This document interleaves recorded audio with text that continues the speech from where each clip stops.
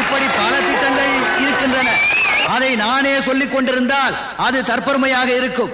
ஆகவே என்னுடைய சார்பாக அர்ச்சனா IAS அவர்கள் விரிவாகவும் விளக்கமாகவும் அழகாகவும் தெளிவாகவும் உங்களுக்கு கூறுவார் என்பதை கூறிக்கொண்டு உங்களிடமிருந்து பிரியா விடைபெறுகிறேன். வாழ்க தமிழ், வளர்க தமிழ் மக்கள். அமைச்சர் அவர்கள் செயலாற்ற போகும் சில திட்டங்களை உங்களுக்கு சொல்ல என்னை அழைத்திருக்கிறார். மாண்புமிகு அமைச்சர் அவர்களுக்கு என் நன்றி.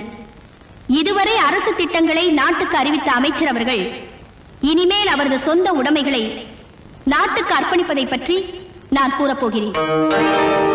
அமைச்சர் அவர்களுக்கு சொந்தமான மகாபலிபுரத்தில் உள்ள 500 ஏக்கர் நிலத்தையும் அங்கு குடியிருக்கும் குடிசைவாசிகளுக்கே இலவசமாக வீடு கட்டுவதற்கு பட்டா செய்து தரப்போகிறார்.